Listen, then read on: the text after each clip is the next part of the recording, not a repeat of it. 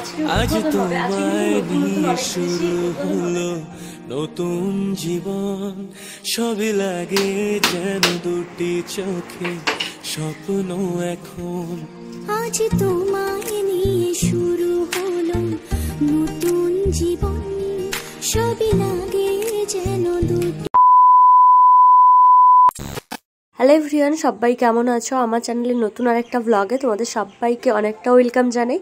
তো আজকে দেখো অনেকদিন পরে তোমাদের সাথে একটা ব্লগ শেয়ার করব, যদিও ব্লগ নয়, আজকে একটা রেসিপি শেয়ার করব।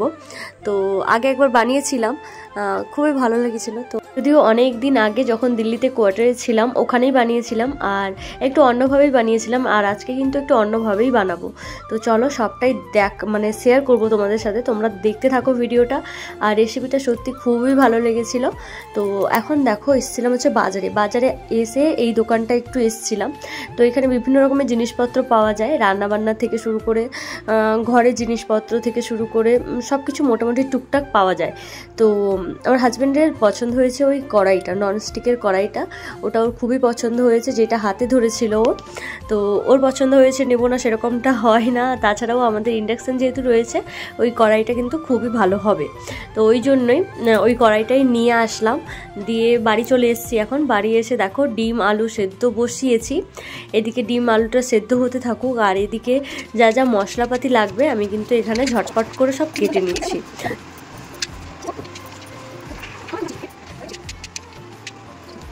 এখন এই যে দেখো মশলাপাতি যা যা লাগবে সব কিছু কেটে নিয়েছি।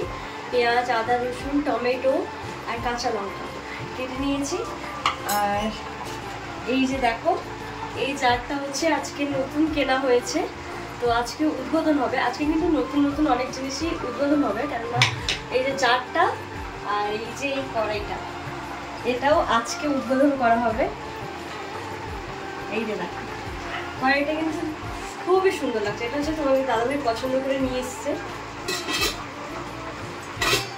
কড়াইটা কেমন লাগছে অবশ্যই জানিও কমেন্ট করে, আমার তো বেশ পছন্দ হয়েছে। তো আজকে উদ্বোধন করা হবে, দেখা যাক কিরকম রান্না করা হয়। চলো এটা উদ্বোধন করা হবে নতুন আজকে। আদা রসুনটা পেস্ট করে নিই।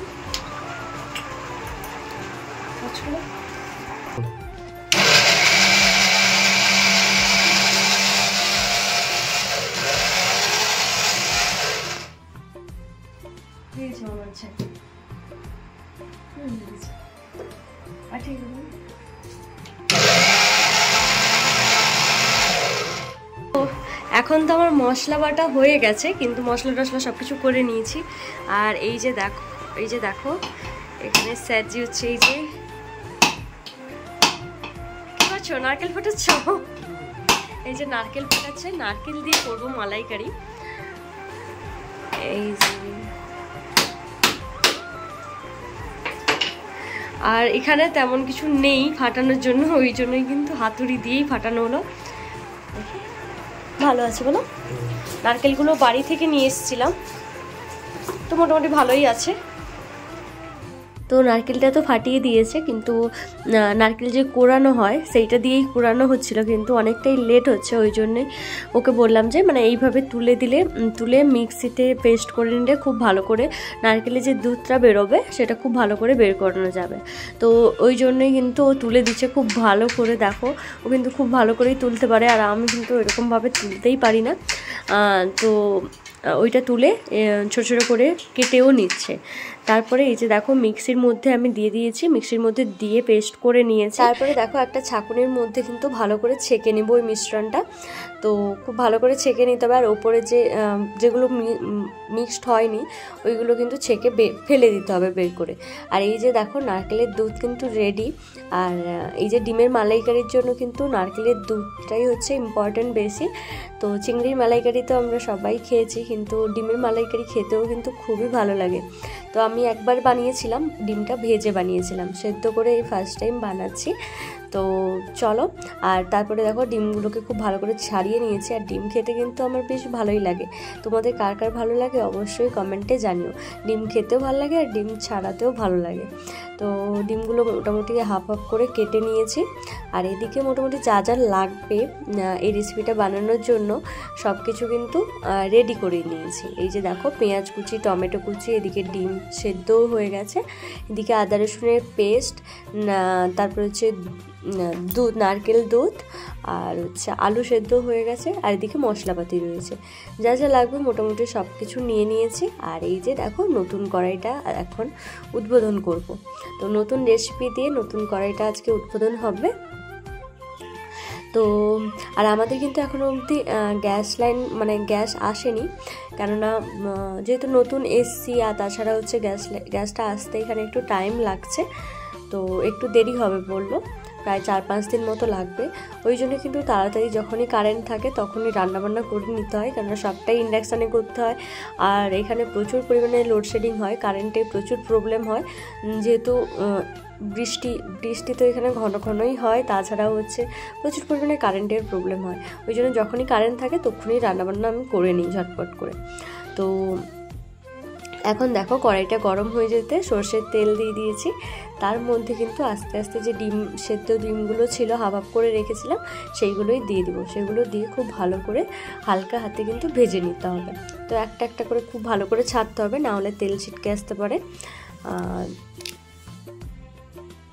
দিয়ে হালকা হালকাভাবে কিন্তু উল্টাতে হবে, একটু ওয়েট করতে হবে, একটা সাইড ভাজা হয়ে গেলে হালকা হাতে উল্টিয়ে দিতে হবে, না হলে কিন্তু এখানে ডিম যেহেতু অর্ধেক রয়েছে কুসুমগুলো সব বেরিয়ে আসতে পারে।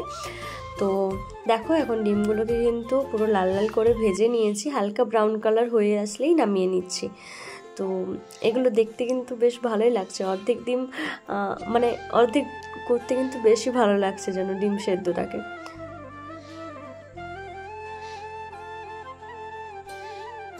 তো দেখো ডিমগুলোকে ভেজে তুলে নিয়েছি। এখন কিন্তু ওই একই তেলে যে আলুগুলো সেদ্ধ করে রেখেছিলাম ওই আলুগুলোকে কিন্তু দিয়ে দিলাম। তার সাথে নুন আর হলুদ দিয়ে একটু ভেজে নিব লাল লাল করে।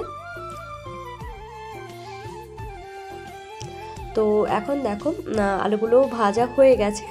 তারপরে আবার কড়াইটা বসিয়ে দিয়েছি, এবারে কিন্তু রান্নাটা করব। তো এখন দেখো আরেকটু তেল দিয়ে দিচ্ছি।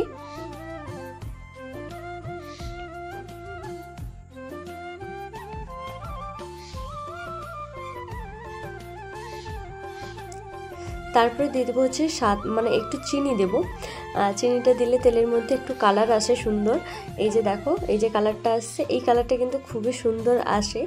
তারপরে দিয়ে দিয়েছি হচ্ছে ফোড়নের দিয়েছি হচ্ছে শুকনো লঙ্কা আর তেজপাতা আর হচ্ছে গোটা জিরে। ফোড়ন দিয়ে তারপরে দিয়ে দেবো কোচানো পেঁয়াজ, কুচি কুচি করে কেটে রেখেছিলাম। তো পেঁয়াজগুলো দিয়ে দিলাম। পেঁয়াজগুলোকে একটু ব্রাউন হওয়া অবধি ওয়েট করতে হবে, ব্রাউন করে একটু ভেজে নিতে হবে।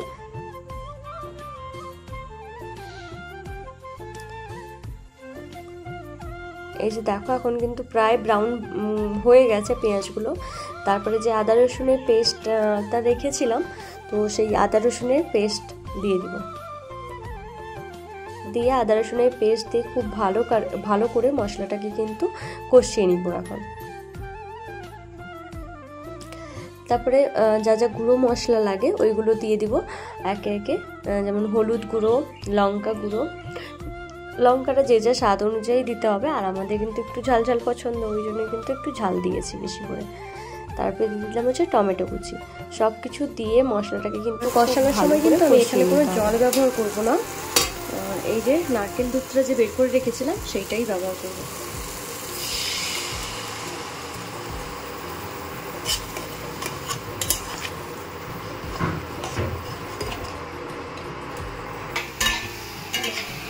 তো দেখো এখন কিন্তু মশলা কষানো হয়ে গেছে।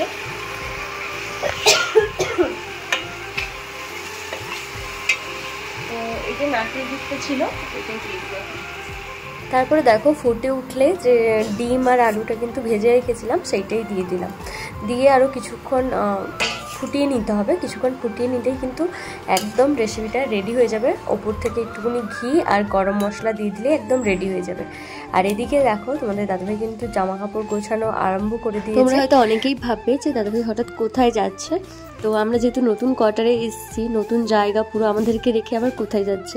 অ্যাকচুয়ালি ওরও একদম যাওয়ার ইচ্ছে ছিল না, কিন্তু সবটাই তো ওদের হাতে থাকে না, তো ওদেরকে যেতে হবে, একটা কাজের জন্যই ওর যেতে হবে। তো কাজ মিটে গেলে তাড়াতাড়ি চলে আসবে, যদি না হয় তাহলে কিন্তু অনেকগুলো দিনের জন্যই যাচ্ছে। তো মোটামুটি ওর দেখো গোছগাছ করা হয়ে গেছে, ব্যাগপত্র সব গুছিয়ে নিয়েছে। তারপরে কিন্তু ওকে আমি একটু তরকারি টেস্ট করার জন্য দিয়েছিলাম। আর ওর রিয়াকশান দেখে তোমরা নিশ্চয়ই বুঝতে পারছো যে রেসিপিটা কেমন হয়েছে। তো সত্যি কথা বলতে অনেস্টলি বলছি, খুবই ভালো হয়েছিল রেসিপিটা। তোমরা অবশ্যই বাড়িতে ট্রাই করতে পারো। আর তো চলো আজকের ভিডিওটা এই পর্যন্ত। সবাই ভালো থেকো, সুস্থ থেকো, সবাইকে টাটা।